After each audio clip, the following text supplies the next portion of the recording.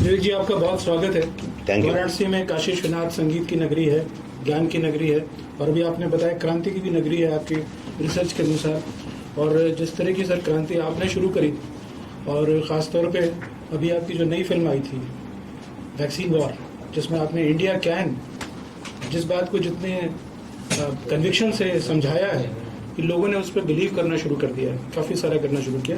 लेकिन हम अभी बात करना चाहेंगे सर आपके जो कश्मीर फिल्म थी, जिसमें कि कृष्ण का कैरेक्टर था, लेकिन बेसिकली वो अर्जुन के तरीके से था, जिसको बाद में कृष्ण मिला उसका, और वो कृष्ण उसके अंदर था, जैसा आपने कहा जी।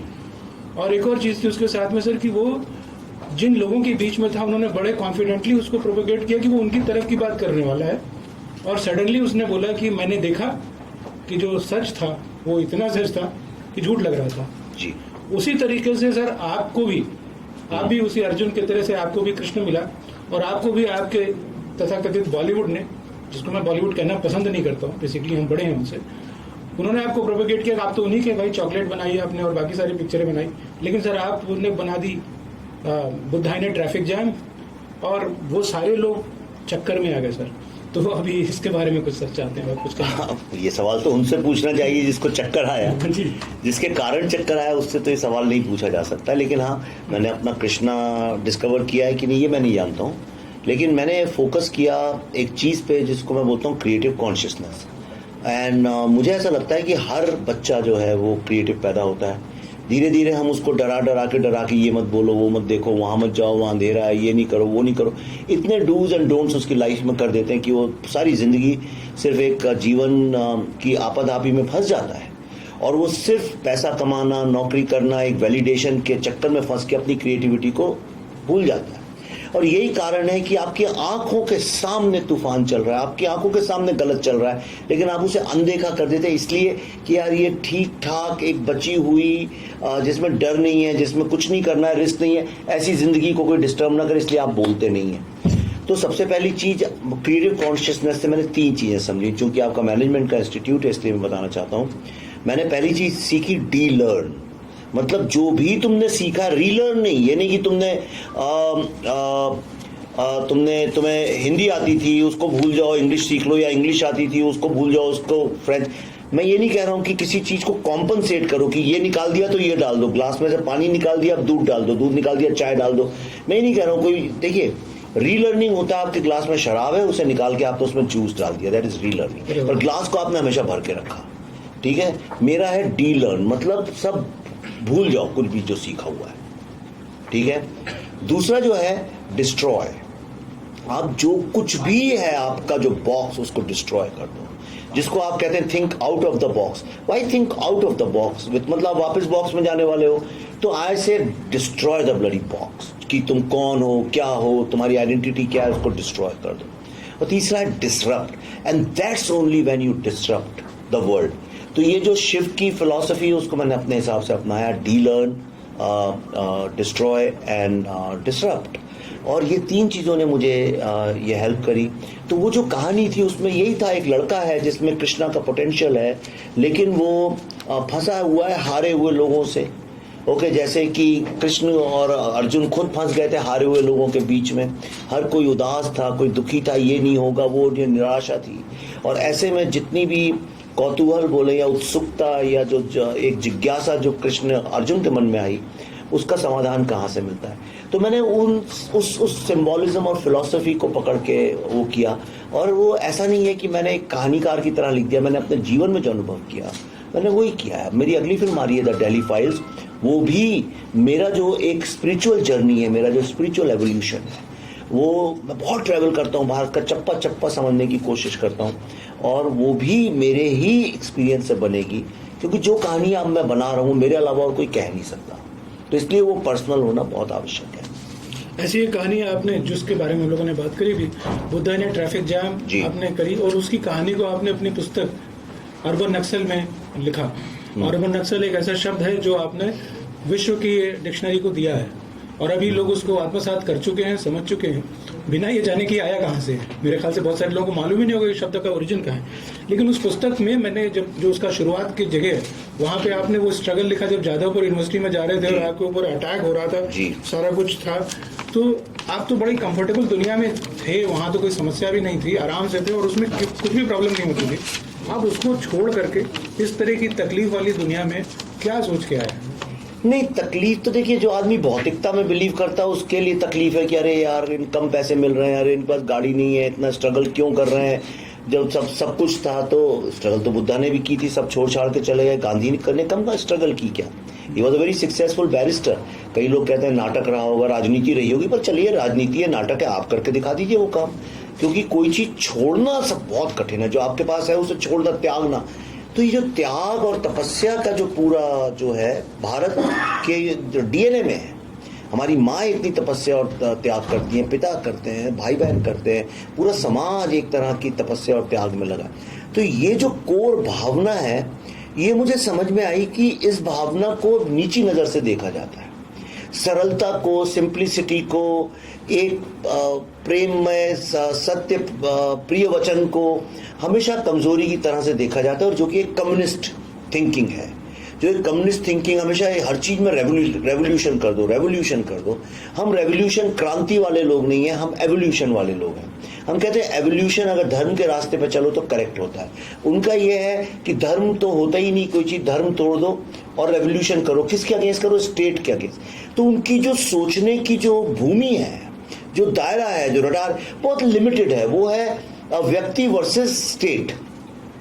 जी करेक्ट। जो वेस्टर्न थिंकिंग है वो ये बिलीव करती है कि एक तरफ सारा नेचर है, सारी सृष्टि, और एक तरफ इंसान है।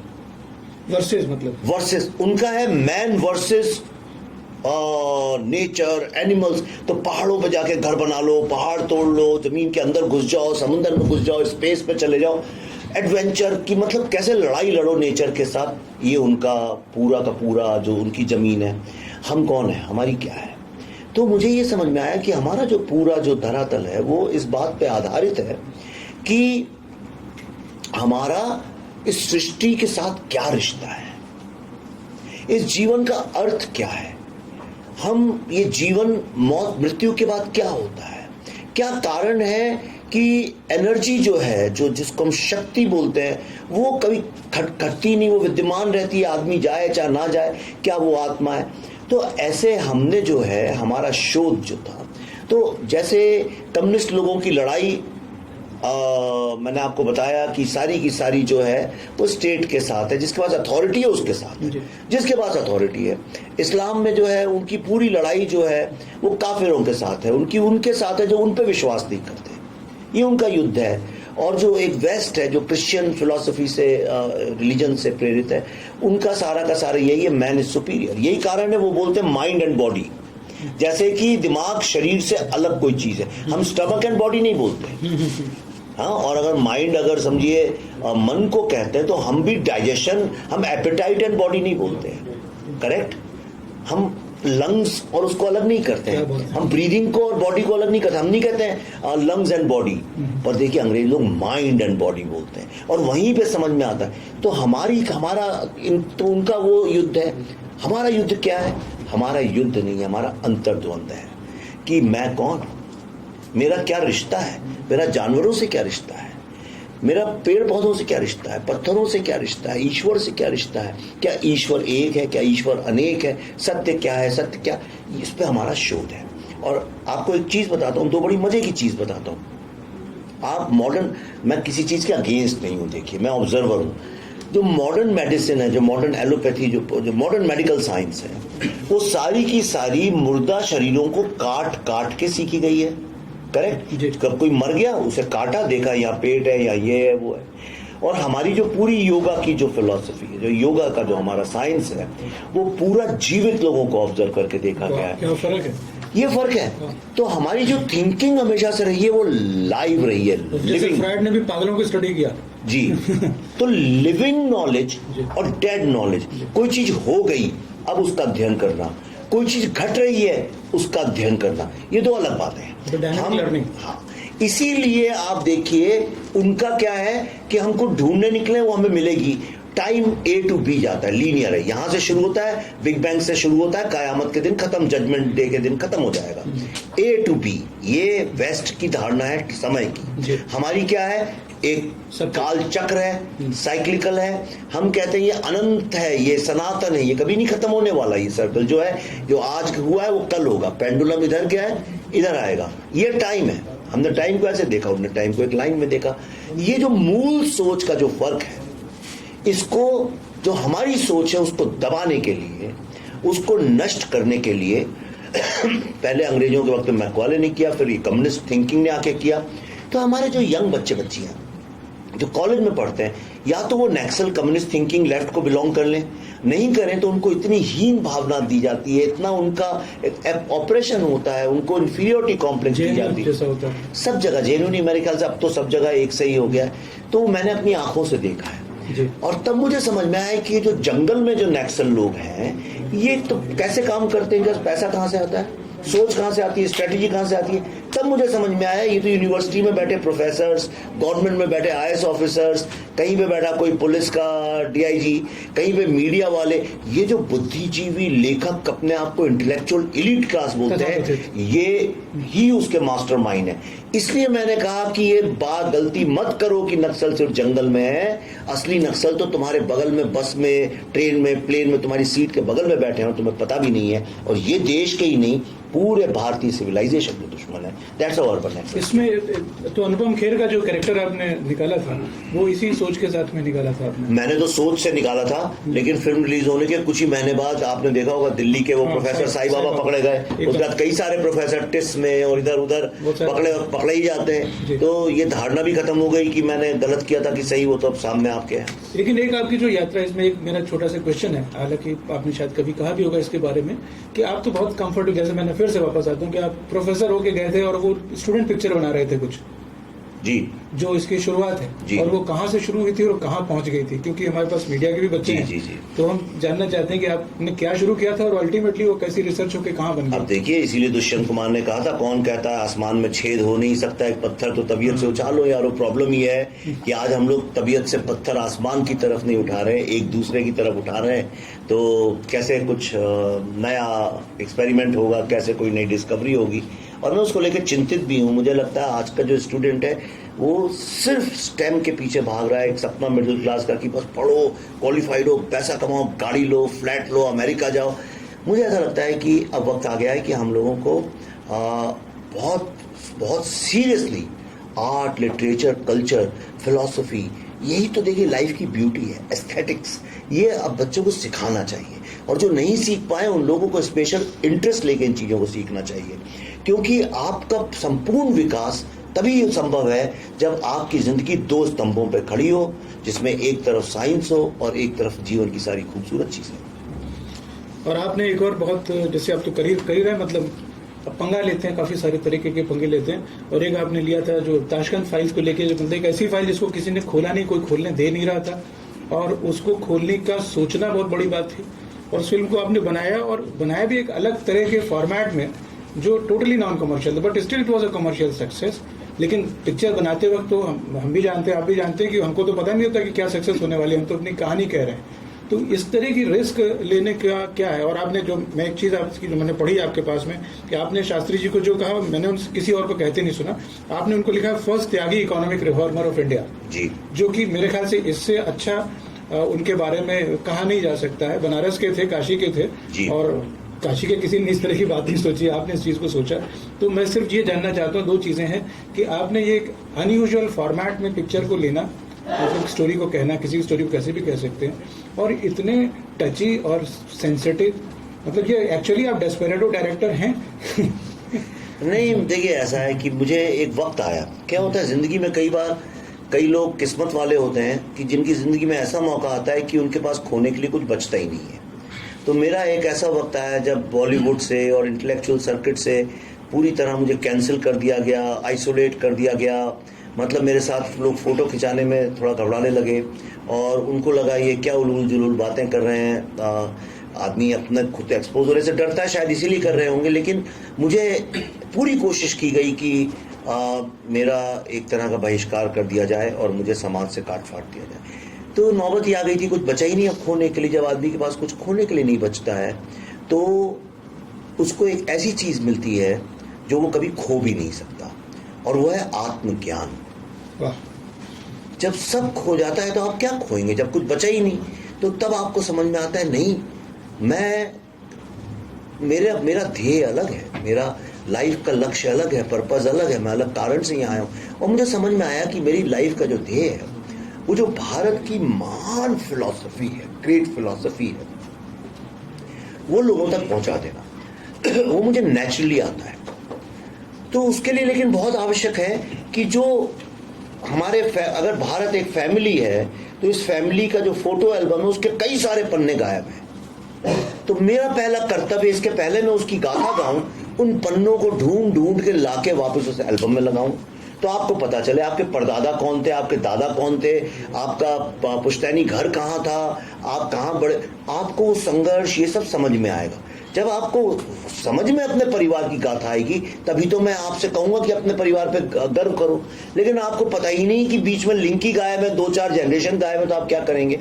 और हमारे साथ यही किया गया। भारत का पूरा इतिहास मैं भी देखिए था, दिल्ली फाइल्स बना रहा हूं और उसके लिए मैं पार्टीशन का और पुराना रिसर्च कर रहा हूं। तो मैं 50 कितनी किताबें पढ़ चुका हूं, कितना रिसर्च पेपर आप कल्पना नहीं कर सकते 4 साल में। ये तो कुछ भी नहीं है रूम, इससे बड़े बड़े रूम भर जाए, इतना कागज है हमारे पास। मैं सब पढ़ता हूं, खुद पढ़ता हूं। हमको पार्टीशन के सत्य का 98% नहीं पता है, कुछ भी नहीं पता है। बड़ी बड़ी कॉन्फ्रेंस में जाइए जहां की भारत के दिग्गज इतिहासकार और इंटेलेक्चुअल होंगे, वहां भी नहीं पता चलेगा, आपको पता ही नहीं चलेगा, क्योंकि यही पूर्ण सत्य है, ये सब लोगों ने मान लिया है। और अब जो मैं दिल्ली फाइल्स बनाऊंगा और वो 98% सत्य में से कुछ सत्य जब बाहर लेके आऊंगा तो आप देखिएगा यही वो लोग जो इतने सालों से झूठ बोल रहे थे, ये मेरे ऊपर जान लेके पड़ जाएंगे। अभी तो मेरे को वहां कश्मीर में इस्लामिक टेररिस्ट लोगों ने फतवे निकाले हैं, अब इंडिया के जो इंटेलेक्चुअल टेररिस्ट हैं वो मेरे नाम पे फतवे निकालेंगे। नहीं, आपने तो मतलब इस तरह की बहुत सारी चीजें करी, वही मैं पूछने वाला था और आपने बता दिया कि 2 फाइलें आप ऑलरेडी खोल चुके हैं, तो तीसरी फाइल आप दिल्ली फाइल खोलने जा रहे हैं। जी हाँ, जी हाँ। अच्छा, और ये हाँ, ये जो आपकी वैक्सीन वॉर आपने एक फिल्म बनाई, ये मतलब ये फिर तीसरे तरीके की बात हो गई कि आपने एक ऐसा विषय लिया जिसपे डॉक्यूमेंट्री पे लोग नहीं बनाते उस पर आपने एक फिल्म बनाई। और उसमें जो चीज जो मैंने ऑब्जर्व करी है फिल्म के स्टूडेंट होने के नाते, एक तो इंडिया कैन की बात बहुत सारे लोग बोलते हैं, जो उसके डायलॉग में भी डाला था आपने। दूसरा, आपने उसके अंदर महिला शक्ति दिखाई बिना क्लिशेड वेस्टर्न फेमिनिस्ट हुए। आमतौर पे जब हम दिखाते हैं महिला शक्ति तो हम उसको अगेन, जो आपने बताया कि वर्सेस या अगेंस्ट, और आपने महिला शक्ति प्योर फॉर्म में दिखाई, जैसे हमारी माँ होती है, जैसे हमारी बहन होती हैं, और उस तरीके से दिखाया। देखिए, यहाँ इतनी सारी महिलाएं, लड़कियां खड़ी हुई हैं, तो अब मुझे पता नहीं इनमें से कौन क्या सोचता है, क्या विचारधारा है उनकी। हो सकता है मेरी बात अच्छी ना लगे इनको, लेकिन शायद अगर जेन्युइन है तो अच्छी भी लगेगी। क्या होता है कि जब हम विमेन एम्पावरमेंट की बात करते हैं अपनी फिल्मों में, तो हम बहुत नैरो पर्सपेक्टिव से चलते हैं। हम क्या दिखाते हैं? देखिए, जितनी भी फिल्में आप देखिए जो पिछले 10-15 साल में, 20 साल में विमेन एम्पावरमेंट पे बनी है, उनमें कैसे एम्पावर्ड होता है? एक लड़की होगी जिसकी जबरदस्ती माँ बाप कहीं शादी करा रहे होंगे, या कुछ उसकी और समस्या होगी, कुछ होगा। वो कैसे एम्पावर्ड होती है? सबसे पहले तो उससे कहते हैं घर छोड़ के भागो, तो घर से बाहर निकलती है। जैसे शादी होने वाली है उसको लात मार देगी, फिर वो बाहर जाएगी। अब वो जब तक सिगरेट नहीं पिए, शराब, मुझे इससे कोई प्रॉब्लम नहीं है, मैं बिल्कुल जज नहीं करता। मेरा इर्द गिर्द जितनी महिलाएं, लड़कियां, वो सब शराब भी पीती हैं, सिगरेट पीती हैं, और ऐसा नहीं है कि हमारी नज़र में उनकी इज्जत में कुछ रत्ती भर का फर्क पड़ता है। पर्सनल हैबिट्स में मैं घुसता नहीं हूँ। मेरा कहने का मतलब, पर दायरा कितना संकुचित है। तो उनने मान लिया। आपने देखी होगी एक फिल्म आई थी जिसमें जो बहुत विमेन एम्पावरमेंट के नाम पे हमेशा चलाई जाती है, बताई जाती है। उसमें क्या, उसकी शादी हो रही है, वो शादी नहीं करना चाहती है, तो वो कहती है मैं तो यूरोप घूम के आऊंगी। तो यूरोप को हमने एक तो बता दिया कि ये लिबरल होने का मतलब यूरोप जाना है, फ्रीडम है। हमने ये नहीं कहा कि वो हम्पी चली जाए या कहीं बनारस आ जाए या पहाड़ों पे चली जाए, ऐसा भी नहीं है। फिर वहाँ जाके वो सिगरेट पीती है, फिर वहाँ जाके शराब पीती है, फिर किसी से अफेयर करती है, और उसके बाद वो एम्पावर्ड हो जाती है और उसमें ये ताकत आ जाती है कि जो गलत शादी हो रही थी उसको मना कर दे। ठीक है, ये फिल्म बहुत प्यारी है, बहुत अच्छी है, मैं खुद रोता हूँ, के बारे में बात कर रहे हैं? नहीं मैं नाम नहीं लेना चाहता हूँ, मेरे को शोभा भी नहीं, तो मैंने पर इस तरह की एक नहीं सर, हर फिल्म में तो यही दिखाते हैं, बेसिक फॉर्मेट है।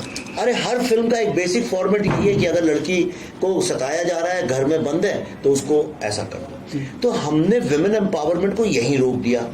अब मैं जानना चाहता हूं कि जो आपकी माँ है वो इतने साल से संघर्ष कर रही है आपको एक आपका कैरेक्टर बनाने के लिए, आपको एक महान नागरिक बनाने के लिए, आपको एजुकेट करने के लिए, और उसके लिए इतना त्याग कर रही है, क्या उस संघर्ष और त्याग में एम्पावरमेंट नहीं दिखता आपको? वो भी तो एम्पावरमेंट का ही पार्ट है ना भाई। जो एम्पावर नहीं होगा वो कैसे त्याग करेगा? कमजोर आदमी तो त्याग नहीं कर सकता। संघर्ष कौन करेगा? जो मजबूत होगा। तो वो एम्पावर्ड औरत है।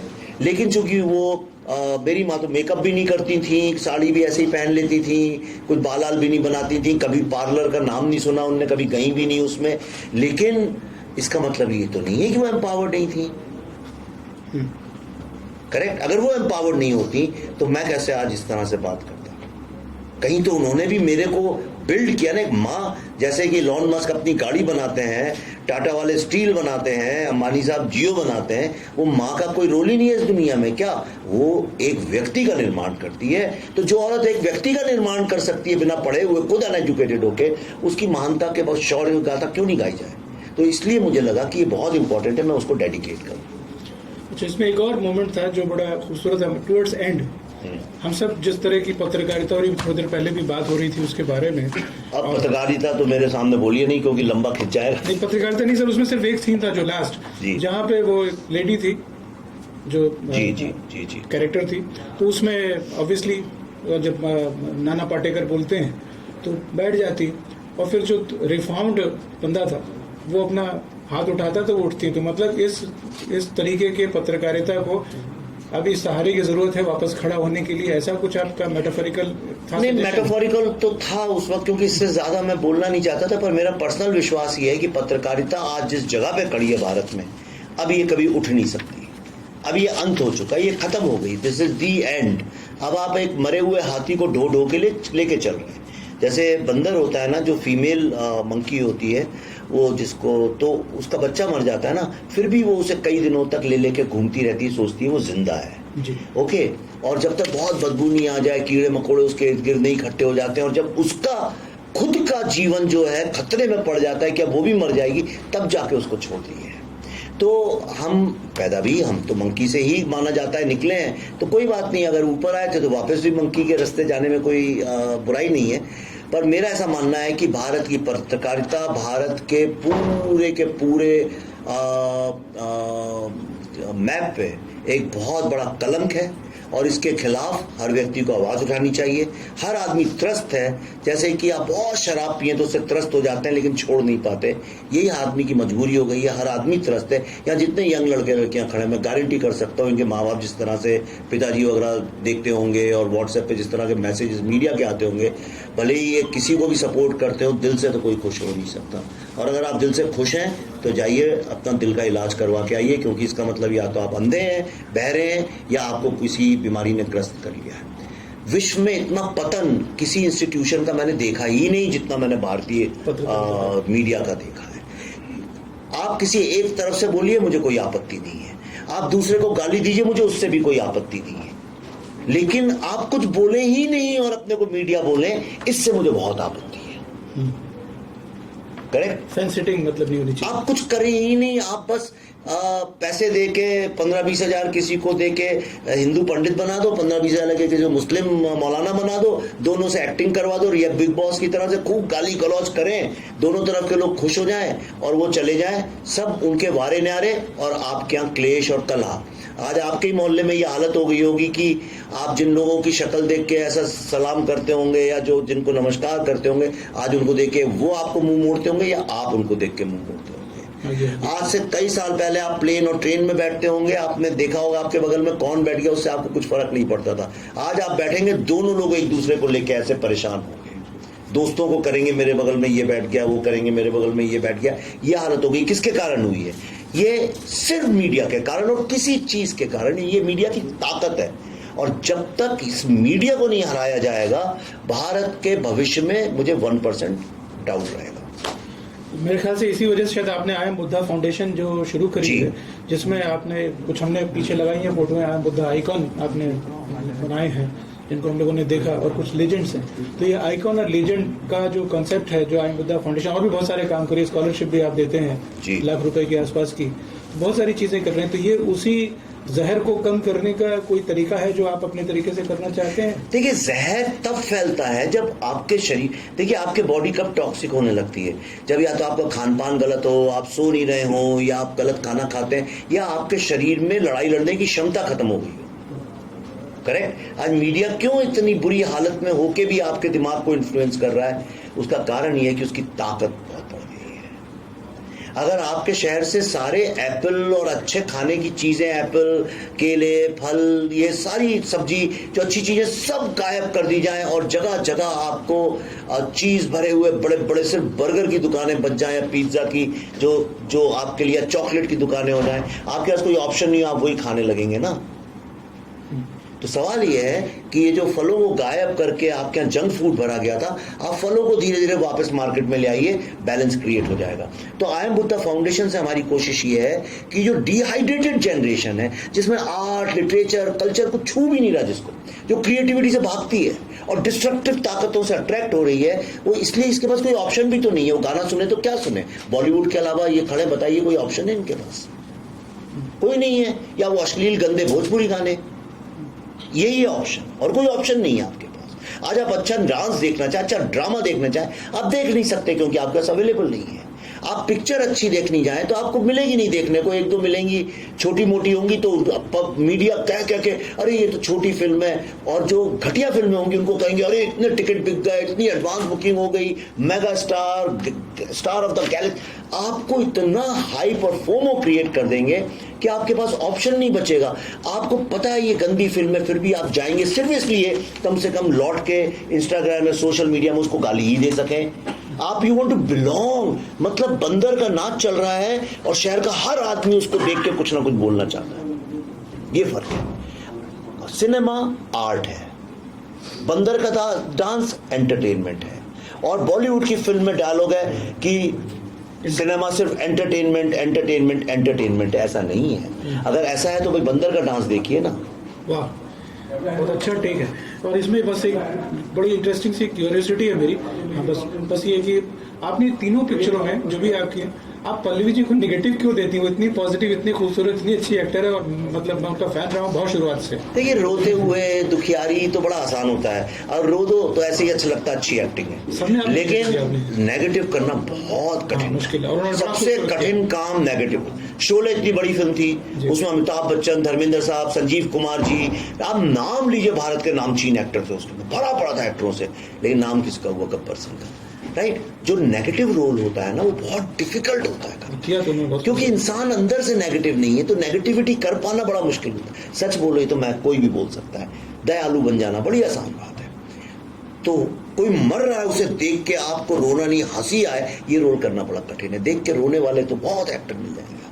तो पल्लवी इतनी ज्यादा टैलेंटेड एक्ट्रेस है, और अब मैच्योरिटी भी इतनी हो गई है कि she is being able to deliver. एक तो ये कारण है, दूसरा ये कारण है कि मेरे साथ बहुत सारे बॉलीवुड के एक्ट्रेसेस, एक्टर काम भी नहीं करना चाहते हैं। जरूरत भी नहीं है। जरूरत की बात नहीं, तो वो करना भी नहीं चाहते हैं। तो हमने भी कहा भाई क्या करें, तो हमारे पास जो बेस्ट एक्टर्स अवेलेबल हैं, और पल्लवी से अच्छा तो मेरे ख्याल से आज की तारीख में बॉलीवुड में एक्ट्रेसेस कम ही है। तीनों फिल्मों में जो उन्होंने कैरेक्टर किए हैं वो अमेजिंग किए। 2 के लिए तो बेस्ट एक्ट्रेस का अवार्ड मिला। जी जी। तो सर मतलब ये जैसे अभी आपकी बात से लगा कि एक चाय वाला पॉलिटिकली सुधार रहा है, और आप एक फल वाला होके आए हैं जो हम लोग को इमोशनली, सोशली और कल्चरली सुधारने की कोशिश कर रहे हैं, हमारी सेहत को। और बहुत बहुत धन्यवाद सर, आपके पास समय बहुत कम है लेकिन आपने हमको दिया, और यहाँ पे आप आए हमारे स्कूल ऑफ मैनेजमेंट साइंसेज हमारे बुलाने पे, इसके लिए बहुत बहुत आभार है सर। मैं 14 साल पुराना फैन हूँ सर आपका।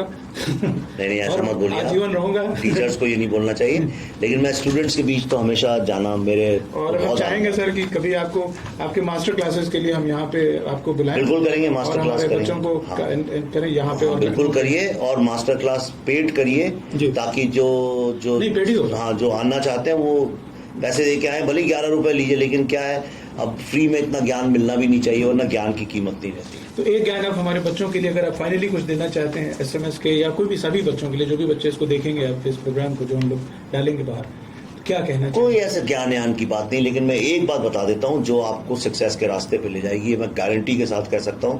ये वो प्रिस्क्रिप्शन है जो कभी फेल नहीं हुआ, जी। और उसका नाम है एकला चलो रे, वाह, walk alone, don't care about anybody in this world, you are the one, you are God.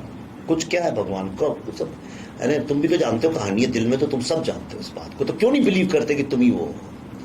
You have that power. तो अकेला चलो रे, अकेले चलो, किसी की चिंता मत करो, कोई पुराने रास्ते पे चलने की जरूरत नहीं है, अपने रास्ते बनाओ। कौन क्या कहता है क्या नहीं कहता है कोई परवाह नहीं, कुछ सही नहीं है कुछ गलत नहीं है जी।